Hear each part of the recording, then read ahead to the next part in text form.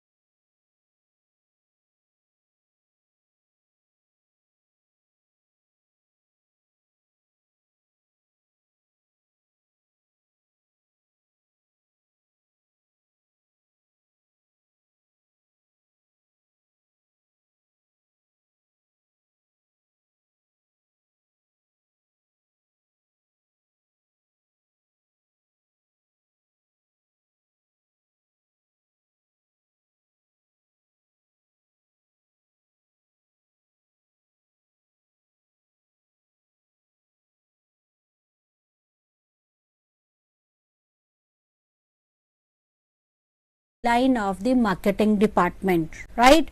So it is important that this sales management or the sales department carrying out the company's marketing strategy, they follow the company's marketing strategy, and it is the only department which generates revenue for the organization.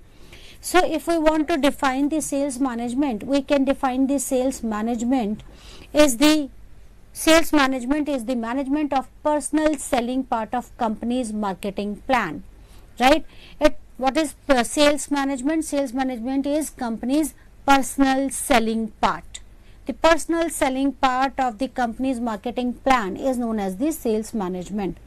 According to AMA, that is American Marketing Association, sales management is defined as planning, direction and control of personal selling activities of a business unit, including recruiting, selecting, training, aiming, assigning, routing, supervision, paying and motivating, as these tasks apply to the personal sales force.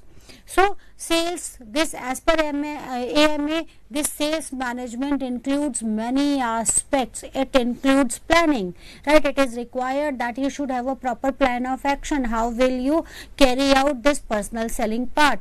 It is important that you should have control on your personal selling activities, right? It should go as per with the marketing and organizational strategies, right? It includes the recruiting of the workforce, selecting the workforce. That includes the selection and recruitment, right?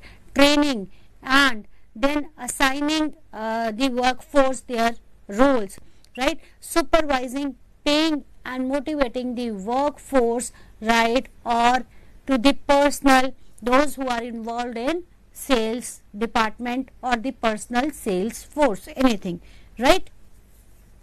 So I hope now this is clear to you. What is the sales management, right? It is a aspect, it is the that aspect of the marketing management which includes the personal selling. The personal selling aspects of marketing management is known as personal selling or the sales management. The nature of sales management can be comprehended in three ways: its integration with marketing function, scope of sales management, roles and skill set of sales personnel.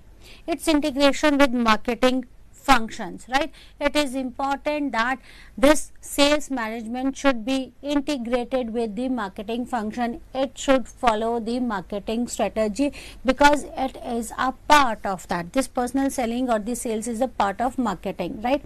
Sales management is viewed as a marketing management, as a part of a marketing management.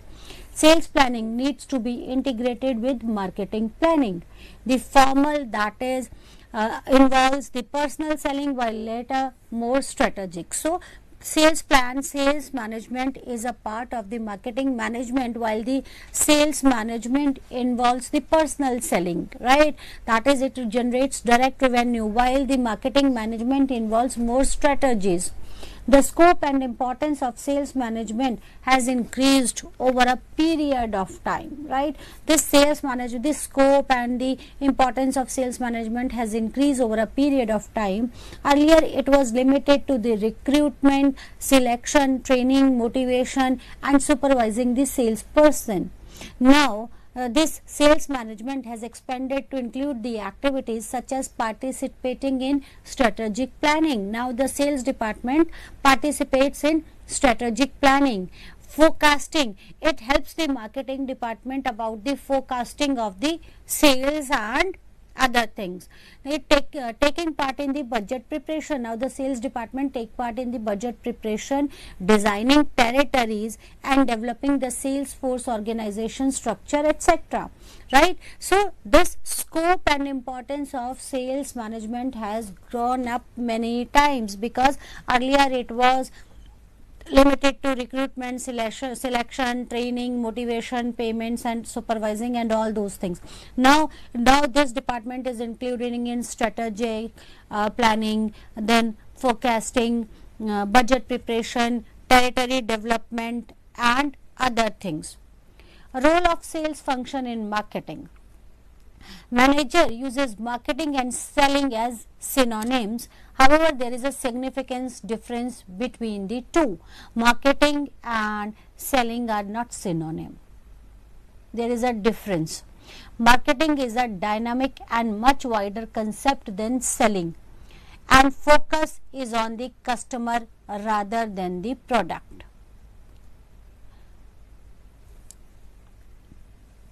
So marketing, there is a difference between marketing and sales. Marketing is a broader and a dynamic concept, and that in marketing we focus on the customer, right? Selling has a product focus, while in selling it is product focused, right? And mostly producer centered. Selling is product focused and the producer centered. It is action part of the marketing and has short term goal of achieving marketing share. The key focus of sales activity is to maximize profits through increased sales activity, right? Marketing is a long term goal, right? It is a long term process. Marketing is a long term process and it is customer oriented, while sales is a short time process, or it's the goals are short term goals. In sales the goals are short term goals, because it is an activity that this sales focuses on the maximizing the profits or generation of the revenue, right, through that is through increased sales activity, right? While this is sales is producer centered and product centered, while marketing is customer centered. It is to be noted that the selling primarily revolves around the interest and needs of the manufacturer or the marketer, while marketing revolves around the needs and wants of the customers. In marketing, what we do, we try to understand the needs and the wants of the customer, and accordingly we try to develop the product to satisfy their needs and wants, right? While sales comes after producing the product. So it is producer centric, not customer centric, right? It primarily revolves around the interest and needs of manufacturer, right? It is producer centric, right? According to Levitt, the difference between the selling and marketing is more than semantic. A truly marketing minded firm tries to create a value satisfying goods and services which consumers will want to buy. What is offered for sale is determined not by the seller but by the buyers, right? So it is a semantic. There is a difference in between them is semantic, right? Seller take cues from the buyers, and buyers and the product becomes the consequence of the efforts, not the vice versa. Selling merely concern itself with the technique of getting the customer to exchange their cash for company's product, right? See, selling actually selling is that part of marketing which generates revenue for the company. It is concerned with the customers to exchange their cash for the company's product. The dilemma in marketing and selling prompts one to resolve the conflict for the purpose of understanding and studying sales management. Both the disciplines are complementary to each other. See, both marketing and sales, both disciplines are complementary to each other. No one can do without each other, right? A sale is just one of the dimension of marketing promotion, which is a part of core marketing elements.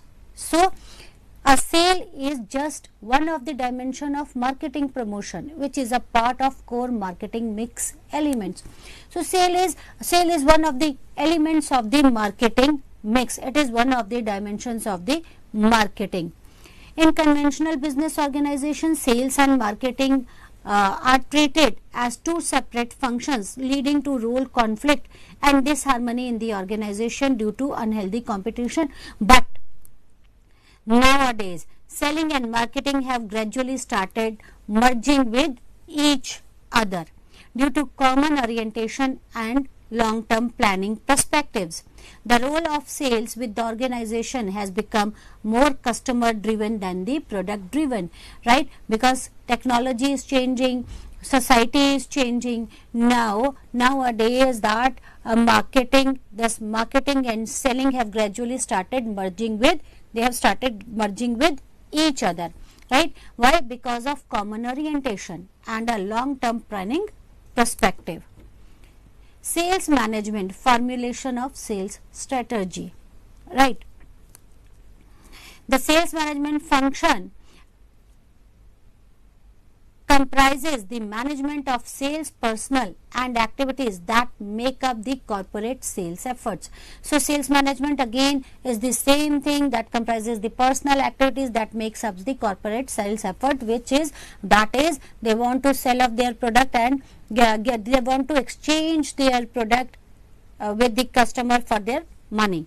Sales management are entrusted with the task of organizing, planning and implementing the sales efforts to achieve the corporate goals related to the market share, volume and return on investment, right? So, what sales strategy includes? This sales strategy includes the organizing, planning and implementation of sales efforts. Why? To achieve the common goal, the goals related to the market share, that we make this strategy related to the market share, which market share we want to cover up, right? How we will make our sales in that market share. So, sales volume and return on investment, all these are the strategies that is related to the sales, and we make these strategies for sales. The task involve the sales manager in a set of activities both within the organization and outside with other organization. So, the sales manager is involved both inside the organization as well as outside the organization. Within the organization, sales manager has the responsibility of structuring relationship both within his own department and with interacting organizational entities. So, it is the responsibility of a sales manager to maintain the relationship within the department, sales department, as well as with the other entities of the organization. And outside the organization, his task would include developing and maintaining channel relationship effectively so that they can achieve their objectives. So, it is his responsibility, it is the responsibility of a sales manager to develop and maintain the relationships effectively, right? Key decision area in sales management which are particularly relevant to strategy formulation is deciding upon the type and the quality of salesperson required. So, in the sales strategy, it is required that we should decide what type of a salesperson we need, right? Determining the size of sales force, that it depends on the It depends on many things, right? Many factors, the size of the sales force, organization and design of the sales department, right? What will be the design of the sales department? Then the territory design. How will you define the territories? Again, it is important aspect of the strategy. Recruitment and the training procedure and the process. How will you recruit and train your resources? Task allocation. How will you allocate the task to the sales force? Then the compensation of the sales force is again an important aspect, important strategy of sales. Performance appraisal and the control system, right? Feedback mechanism to be adopted, and managing channel relationship, coordination with other marketing department. All these are aspects which one should include, or which are in fact which are the important points or important part of strategic sales strategies, right? Setting the sales objectives. Sales objectives are intended to direct the available sales resources to their most productive use. So, what is the sales objective? That is the optimum utilization of resources, in short. The sales objective are started in the sales objectives are stated in quantitative as well as in qualitative term. In qualitative, goals generally related to the strengthening the dealer relationship, developing good customer support or consumer support, nullifying the product misinformation, attaining the desired corporate image. All these are the qualitative goals, right? Qualitative sales goals reflects the expectations the top management regarding the contribution of the sales function to the marketing efforts, right? So, all these are related to this qualitative aspect of the sales is related to the marketing aspect of the company, while the quantitative sales objective could be in terms of the sales volume, right? Number of sales, that is market share or number of back order per operating periods, right? Drawing from these quantitative objectives, goals can be set for the sales organization in terms of the sales volume in units of rupees, right? Sales cost, account receivable, inventory level basics, dealer support, feedback input. All these are the quantitative sales objective, right?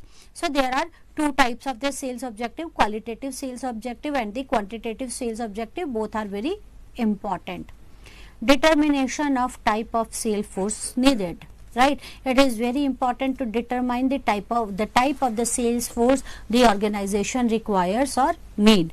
The quality of the sales personnel needed would depend upon the quality of contribution that the top management expects the sales organization to make, as well as the actual workload that is expected to be generated. So, the quality depends on the top management and the workload. Specifically, it depends on the role that a salesperson are expected to perform, right? A strategic choice which has to be made at this stage related to degree and the kind of specialization required, right? So, as per the requirement, as per the expectations of the top management, as per the roles, right, or as per the product, it is required that it is required that a strategy choice should be there, that what should be the degree or the specialization of a salesperson should be. Should the company go in for the product specialist or the market specialist or both? This is often a decision which is taken along with the decision regarding to the segmentation strategy, right? Product specialist would be required when the product or its usage is highly technical, requiring demonstration or advices from the sales personnel, and market specialization or market specialist would be needed when the different group of target customer need specialized services or the different sales approaches. So, one has to define what one needed, what is the technical, that is one should recruit a market specialist or or a product specialist. That depends on the type of the organization, on the type of the product, on the type of the customers, right? Sales person may need to be knowledgeable about more than one line of the company's product and deal more than one set of the customers, dictating a combination of marketing and product expert. So it depends ki what type of a product expert, what type of an expert you want, a marketing expert, a sales expert, or a both expert, right? Determination of the size and sales force, it is actually not easy to determine the ideal sales force size, right? It depends on many of the factors. The determinations of the sales force size depends on like potential competitive activity, allocation of sales task between the channel and corporate organization, right? And it varies from company to company, right? With respect to the set of variables, company do try to arrive at an ideal figure by using various method as an incremental method, workload method, or sales potential method. So what should be the size of the workforce, right? It is not easy to determine and it varies from organization to organization, but there are certain methods, right, through which companies will try to find out their ideal size of sales force. That is they use either incremental method or workload method or sales potential method, right? Any of the method. Organizing the sales effort, territory design, again the territory design is not an easy task, right? While creating the territories, sales manager can choose from the different type of basis, right? On what basis you will define the territory? There could be the various bases on which one can define the territories. Again it varies from organization to organization or product to product. You can define the territories on the basis of geography, right? So geographical basis, which utilizes the existing geographical boundaries and assign them to the salesperson, right? So on the basis of geography you can define the territories. Then the sales potential, right, basis, which consists the splitting up the company's customer base according to dispersion of its sales potential. So sales potential, that is splitting up the company's customer base, where what is the customer base in a particular geographical area. If customer base is more, then accordingly you can define the sales, right, organize the sales efforts, right? Then comes your serving requirement basis, where the company splits up its total market according to the servicing requirement of its current and the prospective customers, right? So servicing on the basis of services requirement, right? First is on the basis of geography, quite easy. Then the sales potential, that depends on the potential of the sales, right? On that basis you can divide your territory. Then on the basis of service requirement, right, or workload base is an approach considered both account potential and the servicing requirement, and addition reflects the difference in workload created by topographical location and competitive factors. So on the basis of workload you can define or organize the sales efforts, right? Diversity of selling situations, that there are various diversities in this selling situation, and as there is a growing importance of personal selling, when the nature of product is such that the buyers need a special information in order to use it properly, sales representative act as a consultant to the consumer to apprise them of product technicalities and their usage. Salespersons also work out the details of manner and timing of a given physical possessions. In case of industrial product, right, see why there is a growing importance of personal selling, because where the product is technical product and customer needs the assistance, right, then they can rely on the person, the way that salesperson act as a consultant, right, for the customer. Then in case of industrial product, the promotion mix mostly consists of personal selling rather than the advertising. Like in industrial product, right, that personal selling plays an important role than the advertising, right. Being a high value and a complex product, personal contact with the customer is essential to convince him of the product's quality and utility. Through advertisement you cannot convince the customer about the product's quality and the utility, while the personal relationship with the customer, you can do that, right. What are the factors driving the personal selling in the Indian context? To supplement the pan-India, many companies find to expedient to extensively use personal selling to achieve their promotional objectives, right. So, personal selling, why do companies do the personal selling? To achieve their promotional objectives. It helps in achieving their promotional objectives. Companies which cannot afford a large outlay for the advertising on the regular basis also find the personal selling a more reliable method. First, it helps in promotions. Then again, those companies who cannot afford to spend much on advertisements, then they rely on this personal selling. The vast network of distribution system needs the support of manufacturer sales force for market combing up as well as development, right. And the because of low level of literacy and lack of customer education regarding the various product, make the personal selling very effective method in product adoption, particularly in the rural market. Specifically in the rural market it is important, right, because of the low education level or low literacy rate. Personal selling makes a relationship. It is important to make a relationship with the customer, and the salesperson could guide them about the product. Orientation of Indian customer is such that they want the best value for the money, owing to high margin value of rupee, which necessitates the personal selling, right. Then the situation conducive for personal selling, there are various situations which are conducive for personal selling. That is product. First situation is product situation.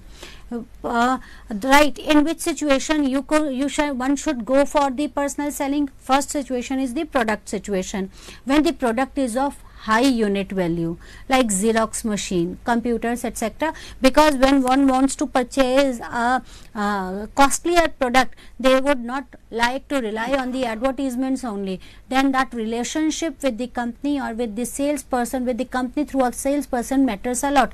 So, in product situation where product is of high value, when the product is in introductory stage of the life cycle and requires a creation of demand. We discussed about the product life cycle. There are the phases of the product life cycle. At the beginning, at the introductory stage of the product life cycle, right, it is required that to create the demand for the product, that personal selling plays a very important role, right.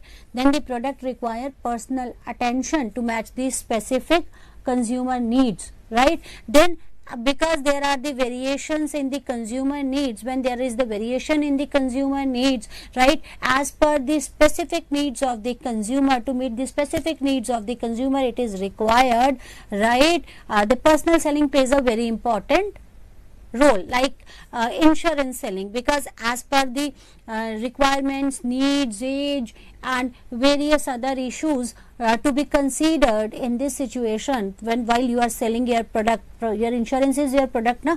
So it is then this personal selling plays a very important role, right. Our product requires demonstration or require after sales services, right. In all these situations it is required that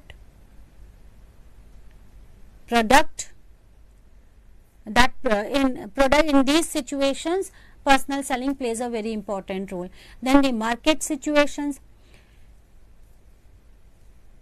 That's all for today. Thank you very much. We'll continue with this in our next lecture. Namaskar.